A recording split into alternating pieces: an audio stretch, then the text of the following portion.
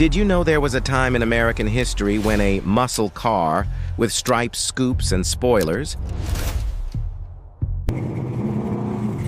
had less horsepower than a modern Toyota Prius?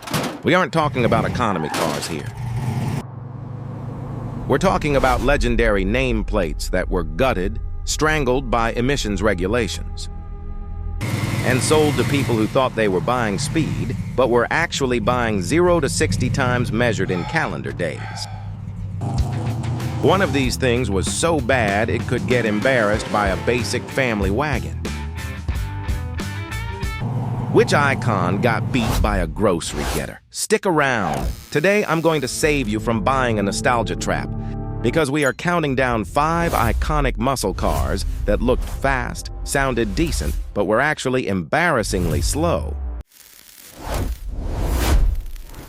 Starting with a snake that had absolutely no venom.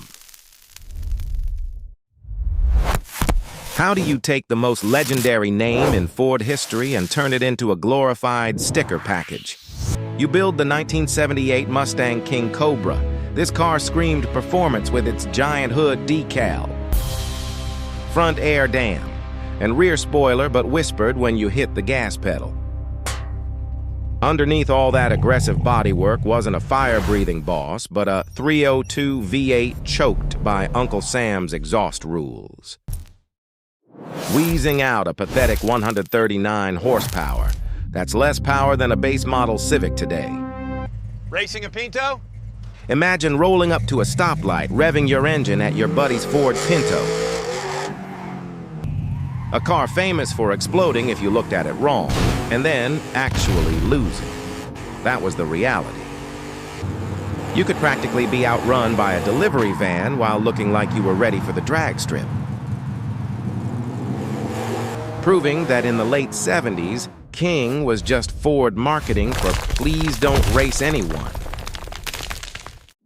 What happens when the godfather of all muscle cars, the GTO, gets demoted from a mid-size brawler to a compact clone of a Chevy Nova? You get the 1974 Pontiac GTO, a car so depressing, it killed the nameplate for 3 decades. Pontiac took the legendary GOAT, stripped away the big block magic, and slapped the badge onto the compact Ventura platform with a 350 V8 making a laughable 200 horsepower. To put that in perspective, a modern Toyota Sienna minivan actually makes more horsepower than this thing, about 45 more. Sure, it had a shaker hood scoop, but imagine pulling up to a Friday night cruise-in, popping the hood, Sounds mean, but where's the bite? and getting laughed at by Camaro owners who know this thing is all bark and no bite. The moment the light turned green, you realized the only thing this GTO was shaking was its reputation. Why did the car famous for high-speed movie chases and TV jumps turn into a padded luxury barge? Designed more for soft focus ads than smoky burnouts, by 1975, the Dodge Charger had abandoned its roots, morphing into a heavy, chrome-laden clone of the Chrysler Cordoba. It was pure Ricardo Montalban vibes. They traded the snarling 440s for plush velour seats, a floaty suspension, and lazy engines that struggled to haul its massive 4,000-pound bulk. Even a modern base model V6 Charger makes nearly double the horsepower of this thing.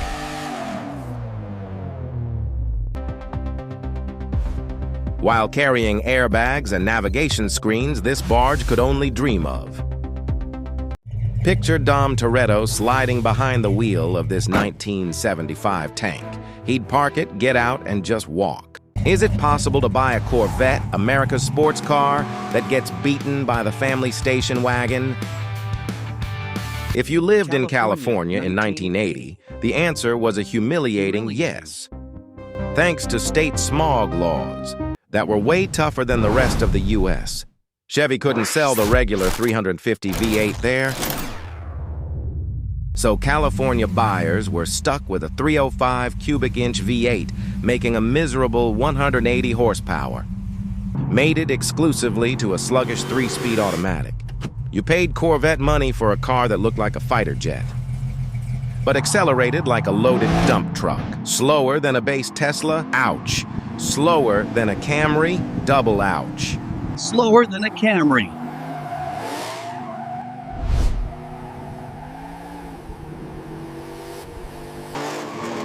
It was the moment where owning a Corvette didn't guarantee you were the fast guy anymore. You might just be the guy getting walked by someone's grocery getter. What if the fastest cartoon bird on TV got slapped onto a rust-prone economy car? That was actually slower than your plumber's work truck. If you remember the Roadrunner, as the stripped-down, big-block street fighter of the late 60s, then looking at the 1976 version, is like watching your favorite superhero get stuck with a desk job. Plymouth took the legendary nameplate and pasted it onto the Volare, a compact car so notorious for rusting that some of them looked tired. Before they even left the dealership lot. Instead of the mighty 426 Hemi, you were stuck with a smog-choked V8 strangled by Chrysler's disastrous lean burn computer system.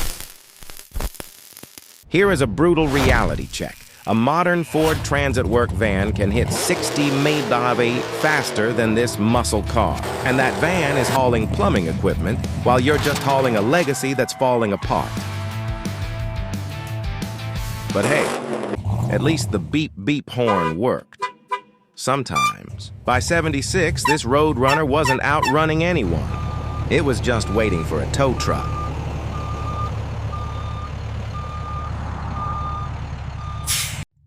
So there you have it. The dark ages of American muscle when stripes, spoilers, and legendary badges were writing checks that choked out engines just couldn't cash. It's painful to look back at these imposters, but it serves as a solid reminder of why we appreciate the real horsepower we have access to today. Imagine thinking you've just bought the king of the street, only to find out a rental minivan or a plumber's van can gap you in front of everyone. Did you actually own one of these slow-motion tragedies? And love it anyway, or did I miss a snail that absolutely deserves to be on this list? Drop a comment below with your horror stories. Hit subscribe if you don't ever want to get burned by a slow muscle car again. Share this with that friend who still thinks their Malaise Era project is fast. And stick around, because next up, we're talking about the underdogs from this era that punched way above their weight. This is Motors USA. And life's too short to drive boring cars.